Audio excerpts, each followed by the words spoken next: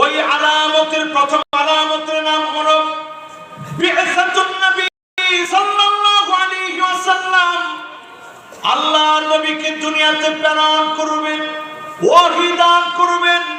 আল্লাহর নবী দুনিয়াতে আসলেন, ওহী পেলেন, তার মানে বোঝা যায় কিয়ামত অনেক দূরে না অনেক কাছে।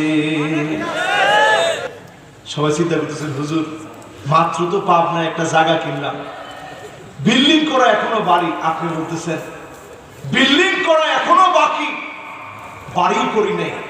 আপনি বলতেছেন কিয়ামত কাছে, আরো অনেক পরে হবে। এইটার নাম গাফলতি। কোরআনুল কারীম আল্লাহ বলেন কিয়ামতের দিন যত ঘনিয়ে আসছে গাফলতি তত বেশি বেড়ে যাচ্ছে। আজকে যদি আপনাদেরকে এই মাহফিলে বলি, একটা একটা করে হাদিস যদি আপনাদেরকে শোনাই, যদি আপনার হৃদয় থাকে হৃদয়গুলা নড়ে চড়ে উঠবে কিয়ামত কত কাছে।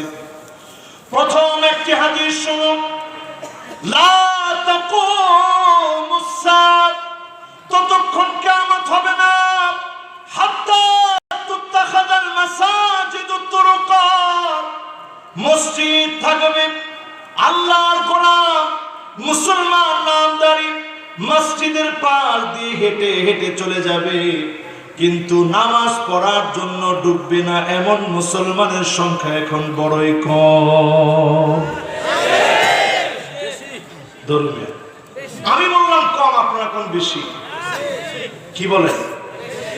মসজিদ আছে ঠিক, পাশ দিয়ে হেঁটে চলে যায়, আল্লাহর জমিনের উপর দিয়ে হেঁটে চলে যাচ্ছে, নামাজ পড়ে না। এইরকম মুসলমানের সংখ্যা একেবারেই কম। কত পার্সেন্ট হবে? হ্যাঁ বলেন তো দেখি, কত পার্সেন্ট হবে? 100%। 100% হলে আপনি নিজেও তো এর মধ্যে সামিল হয়ে গেছেন। কত পার্সেন্ট? আচ্ছা ইমাম সাহেবরা কত দেখি কত পার্সেন্ট হবে?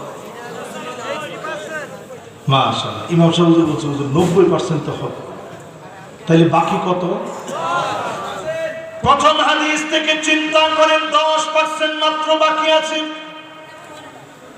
আল্লাহ পাক যদি সিদ্ধান্ত নেন এই পৃথিবী টিকবে একদিন, 1 বছরের মাথায় কিয়ামত হয়ে যেত। আল্লাহ যদি চাইতেন এই পৃথিবী টিকবে একদিন, 1000 বছরের মাথা কিয়ামত হয়ে যেত। আল্লাহ যদি চান এই পৃথিবী টিকবে মাত্র 1.5 দিন, 1500 বছর লাগবে। আল্লাহ যদি চান এই পৃথিবী টিকবে মাত্র 2 দিন, 2000 বছর লাগবে। কাআলফি সাতিন মিম্মা তাউদ্দুন,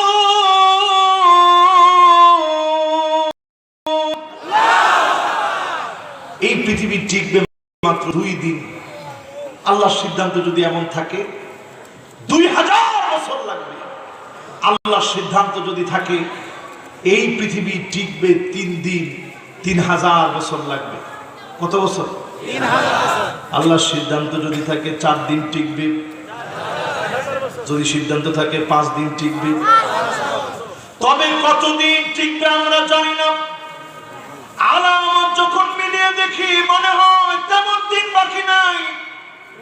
প্রথম হাদিসের পরে দ্বিতীয় হাদিস শুনেন, লা তাকুমুস সাআহ, ততক্ষণ পর্যন্ত কিয়ামত হবে না হাত্তা ইয়াবুদাল্লাহ ওয়াল উজ্জা, মুসলমানের ছেলে লাত উজ্জার ইবাদত করবে, মূর্তি পূজা করবে, কালী মন্দিরে গিয়ে মূর্তির সামনে মুসলমানের ছেলে মাথা নত করে দিবে। ঠিক কিনা বলেন?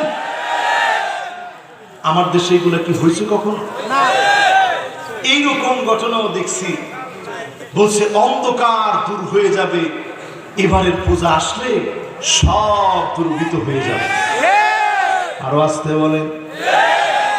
আল্লাহর নবী বললেন এমন সময় আসবে লাত উজ্জার পূজা করা হবে, মুসলমানের ছেলেরা যাবে মূর্তির কাছে, মাথা নত করে দিবে। আজকের সমাজে দেখা যায় পূজার ভিতরে 20% যদি হিন্দু থাকে 80% মুসলমানের ছেলে দিয়ে ভরা, ঠিক কিনা বলে? আমি কি কথাগুলো বাড়ায় বলতেছি? আপনার শবে বরাতে কোনোদিন হিন্দু আসে নাই, আপনার লাইলাতুন নিসফি মিন শাবানে কোনোদিন হিন্দু আসে নাই, গোটা রমজান চলে গেল একদিনও হিন্দু আসে নাই, লাইলাতুল কদরের ভিতরে কোনোদিন হিন্দু আসে নাই। এমন তো কোনোদিন না হয়েছে কিনা সেই দিনে আপনি দেখেছেন ঈদের দিনে এত পরিমাণ হিন্দু এসেছে, মুসলমান ঈদের নামাজ পড়ার জায়গা পায় না? হয়েছে এরকম? হয়েছে? কিন্তু এইবার পূজার সময় সাক্ষাৎকার নিয়েছে, পূজা কেমন যাচ্ছে, পূজা টুজা কেমন যাচ্ছে? কয় কেমন আর যাবে, এত পরিমাণ মুসলমান আসছে, মুসলমানদের কারণে আমরা জায়গা পাই নাই। আরে কথা কয় না? তার মানে দ্বিতীয় হাদিস থেকেও বোঝা গেল গাফলতি মুসলমানের বেড়ে